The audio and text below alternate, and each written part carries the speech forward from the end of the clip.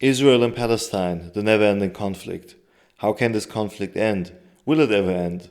These are the questions I'm going to answer in this podcast episode of Asidu Magazine. My name is Emil Schenturk. Welcome back and let's go.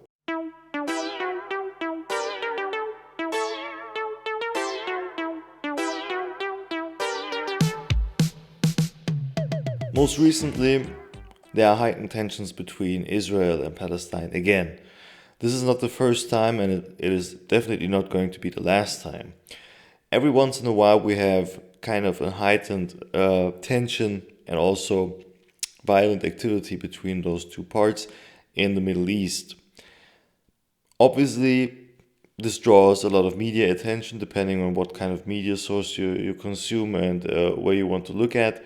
But in general, it receives media coverage and it is always a hot and emotional topic for a lot of people, even though if you're kind of far away, it is an emotional topic because this conflict has been going on for so long that everyone basically knows about it and everyone has kind of an opinion, and a stance towards it because it has this history of, almost 80 years now, or maybe a little bit more. So the questions are in this regard, how can this whole conflict end? How can we bring it to an end? What is going to happen next? And so on and so forth. But before we come to this, I want to make sure that you understand how I approach these kind of political topics, right? In a lot of news articles and also on other medial sources such as other podcasts or YouTubers, as I said, journalists and newspapers and stuff, they overly repeat what is going on in Israel or Palestine and the different regions there. They go into detail, this happened and then this happened. And basically, society reacts with, especially on social media, with campaigns, sharing what is going on there. For example, this is very prominent whenever something violent happens in Palestine. People kind of change their profile pictures on Facebook and Instagram, for example. This is very prominent. You've probably seen people doing it. They share videos of those violent acts and so on and so forth. Protests erupting everywhere in the world. And the reason why I'm not kind of going into detail with these kind of things is because they are not substantial to understanding the problem, and they are not substantial to forming an answer to this problem. And this is how political science works, because these kind of things, in a very interesting way, paradoxically, by sharing those videos, by changing your profile picture, the civil society kind of gets the feeling of control and being influential in this whole debate, which they are not. It is always argued that it helps to build the dialogue and raise awareness for the Palestinian cause, but nobody's going there and fight or supporting Palestine in any meaningful way in this constellation. And because that is so, such behavior is more detrimental because people are basically sharing stuff on social media, sharing news articles. They're covering this whole story in depth and length, but it's not going to change anything.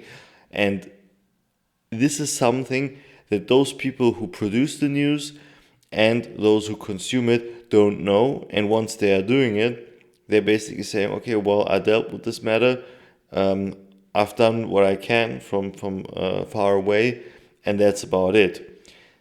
Therefore, my approach is a whole different one.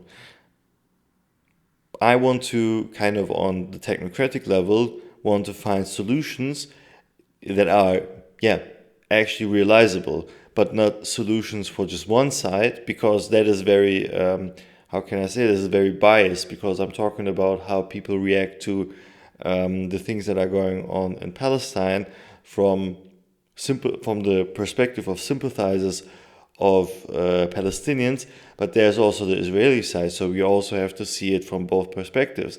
There's also a political political scientist's view on what Israel needs to do in order to end the conflict, but there's also the same technocratic view for the Palestinians. So we need to look at both sides. And once you are detached from all this emotionally, you can go in and basically understand what is going on there and shape your own responses according to your own means in a more meaningful way. And that is what is important when we have political discussions.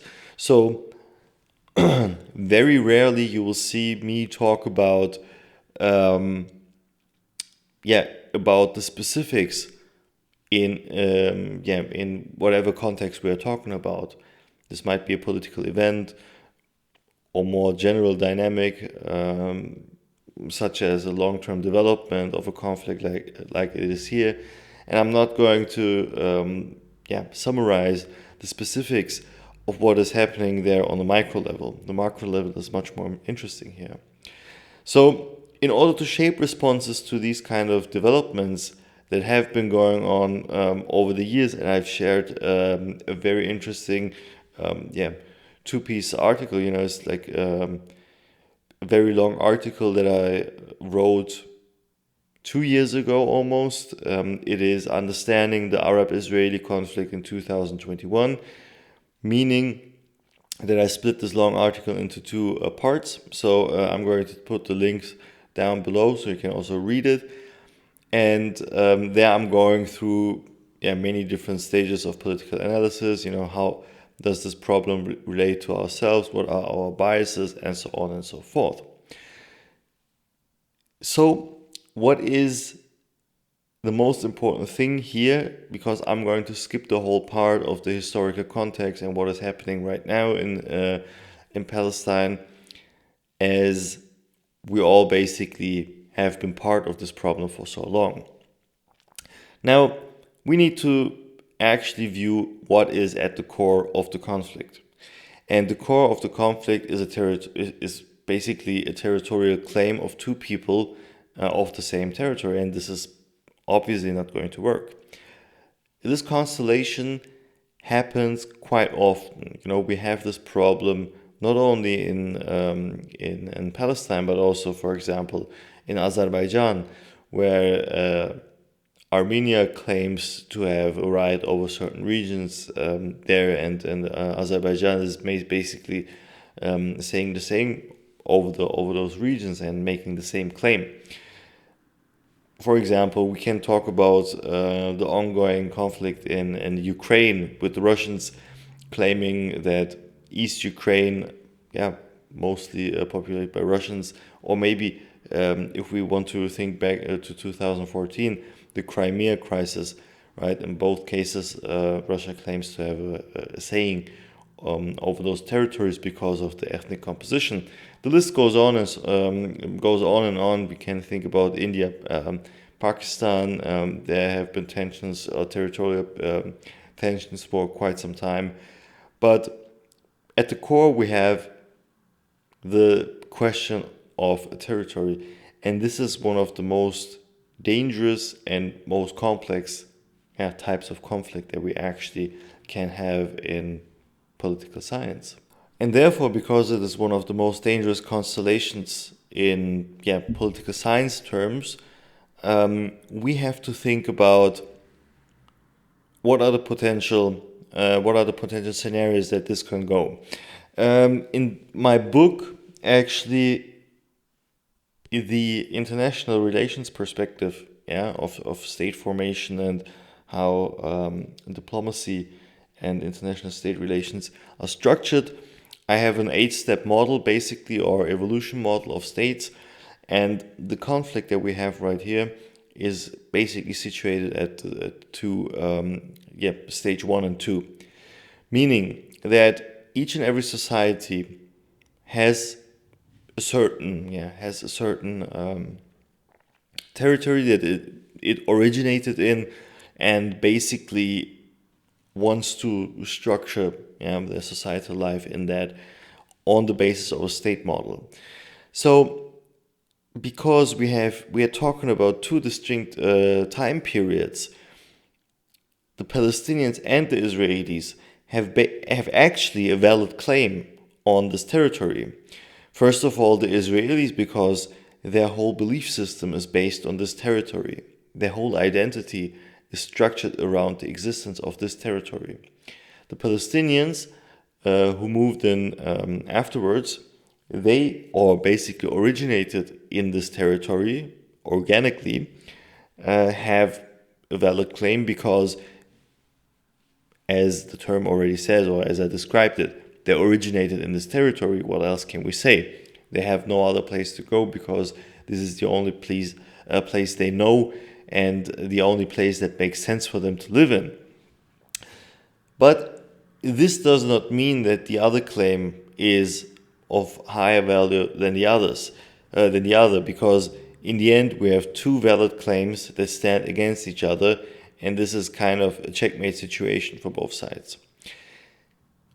The biggest problem in this constellation is that Israel is not going to, and I just have to underline this, and I cannot stress this enough, Israel is not going to back off. Israel is not going to seek a solution that includes the peaceful coexistence of two states or of two societies on this territory. Israel is going to fully regain the whole of Palestine. And the reason, is not in the sense that they are going to do it, as a prediction, but this is what they want, and they are not going to make any compromises in this case. The reason for that is that Israel actually, the existence of the belief system of the Jewish belief system basically is based on the existence of Israel. And because it is enshrined in their cultural constitution, the Torah, not realizing it would make them, in their belief system, bad Jews, because they need to regain this territory in order to fulfill the purpose of this book. And because it is so meaningful and it is so normatively loaded, their agenda, their mission, their vision, there is no room for compromise. There is no room. And we need to acknowledge that, because this is a very important structural element within this whole analysis. Because if you have one side who cannot normatively back off and go for a two-state solution, the only possible way that Palestine has is, the destruction of Israel. Because the only viable option that Israel has is the destruction of Palestine. Currently, if they wanted to, they could have done this because of the military superiority over the Palestinians. Israel could have done this, long time ago. But they're going for the long game. They don't want to draw too much attention and kind of negativity and how can I say it? The anger of the international state community on them. They're going for the long game. They're going to do this centimeter by centimeter. They're going to push the Palestinians out of this territory, and in the end establish the unified Israel. And this is not what I'm saying. This is what their belief is saying in the book. This territory called Israel is going to be theirs, and once they've achieved their goal, they're going to defend it, and at some point in 200, 300 years, this is just going to be another page in the history books or in the Jewish story that they're going to tell there later on, and so on and so forth. And this is a given. You cannot discuss any kind of, you can discuss a ceasefire, you can discuss maybe even reparations, yeah, at max, but you cannot discuss any kind of two-state solution. It's not going to happen, and it's not going to last. That is very important. Knowing that, as a Palestinian, the only option you have is mobilizing all your force that you have in order to defend what you claim is yours, as they claim is theirs. So what Palestinians need to do and need to acknowledge is that diplomacy is not going to work in this case. Regardless of how we as outsiders would want that, it is delusional to think that we can have a diplomatic solution in the Arab-Israeli conflict. This is not going to happen. So Palestine needs to mobilize. They can utilize diplomatic relations to other countries and mobilize forces there as well. They can mobilize medial forces, obviously, but in the one-on-one constellation or in one-on-one relationship between Israel and Palestine, the Palestinians, they need, and I basically believe that they understood it, but they cannot talk with Israel about any kind of compromise. It's not going to happen. So what they need to do is go full force on Israel. Israel is playing the long game, but I don't think that because the existent territories have been reduced by so much, and the Palestinian military and the people have been weakened so much, that I don't think that from now on the long game, playing the long game against Israel, is going to be very effective. It should be part of the strategy, but not the main strategy, because right now, if they want to survive, and this is truly a matter of survival, it is, a battle for survival, they need to really push it to the limit and go over the edge and go against Israel, because otherwise they're not going to survive. And this is not something that I say because there's because of some kind of war favoring views or something like that, but the structural composition of those two countries or societies does not allow for anything else. Israel is not going to change its view. It cannot. The vision and the whole book and the story in and around the book has been there for thousands of years. The people have been around for thousands of years. They're very close to a very important goal to theirs. And on the other side, if you know that, it is naive to think that you can achieve any sort of compromise and have a valid claim on this territory, while another group is so persistent on living their culture and their beliefs to the fullest, and they are utilizing violence as well. So in this constellation, we need to be very realistic. I do think, and obviously, no matter how this kind of conflict is going to end, I do think it is going to end at some point. I'm not going to make an assessment on how long this might take. As I said, Israel is going to be more long-term in the approach towards Palestine. But I do think it's going to end at some point, and in the situation that Israel is going to establish or reach its goal of the unified Israel. Obviously, as of right now, if we just compare the military capacities, the medial and public diplomacy capacities. However, I do think there is some chance for Palestinians. What they can potentially utilize is disrupting the inner peace of Israel through other means than violence. As we have seen right now in Israel, there are mass protests, and the unification process that Israel actually aims and the Jewish community tries to achieve is under danger right now. And you've seen that during the protests, a very strong liberal,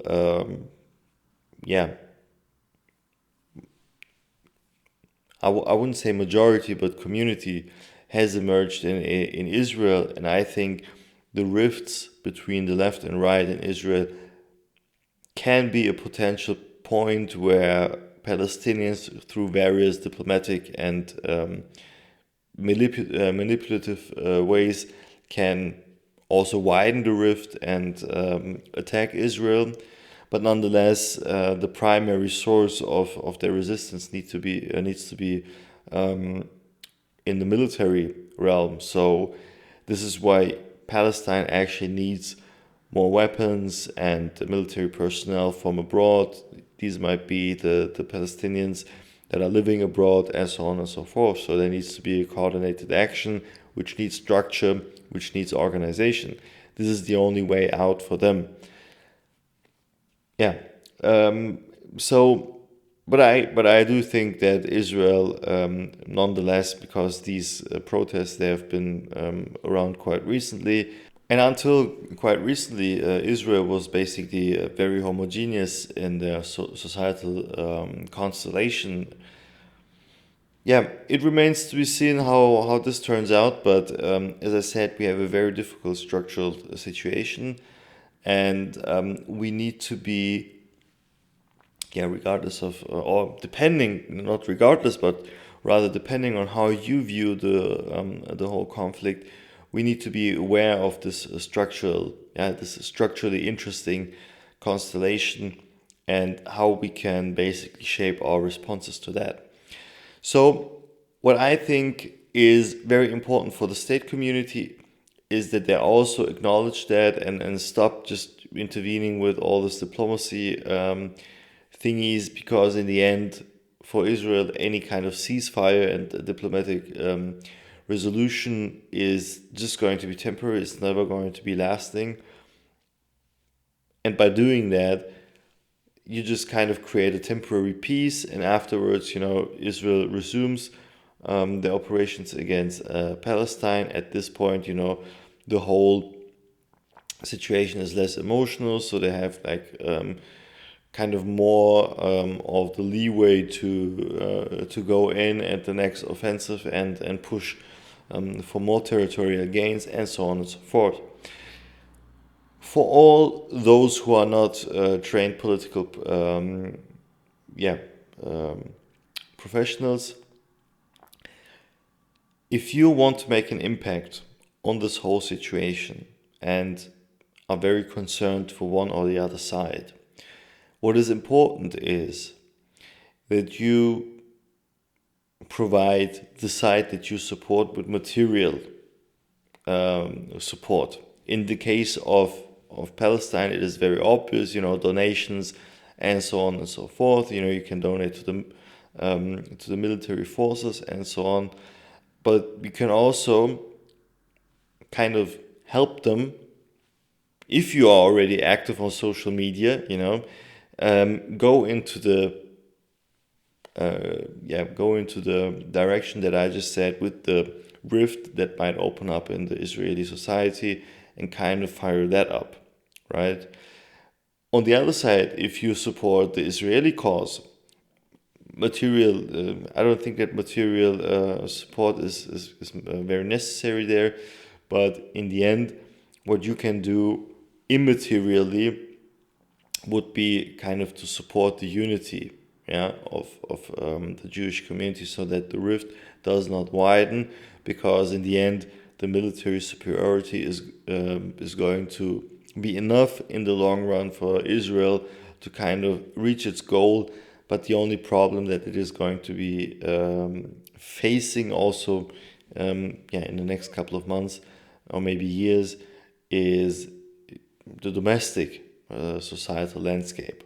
That might need work. So you kind of defend that and bring the people back together that have been together actually for most of the time. On a more personal note, and I know that this is important, especially in these kind of situations and on these kind of topics, I'm aware that talking about these topics touches upon some very sensitive issues.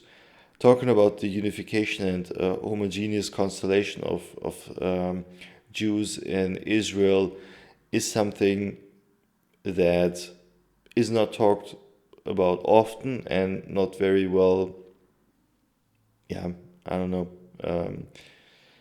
it's not something that people like to hear often and discuss.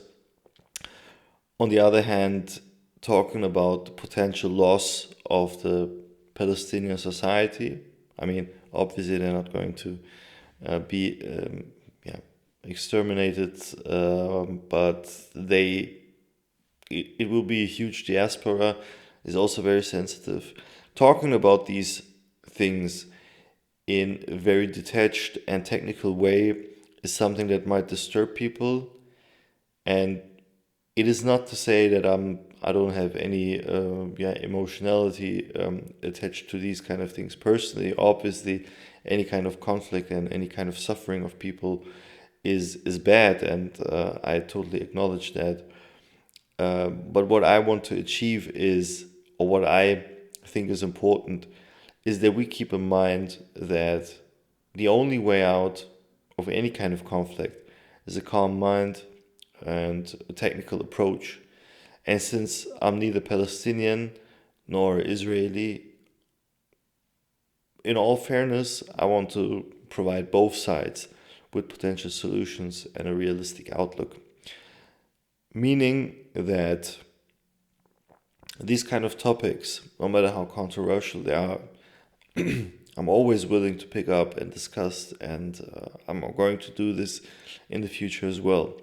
Because I just think it's important that we can, or that we need to understand that we can achieve more with technical knowledge than just emotionally pointing fingers, which is in the end what contemporary news do.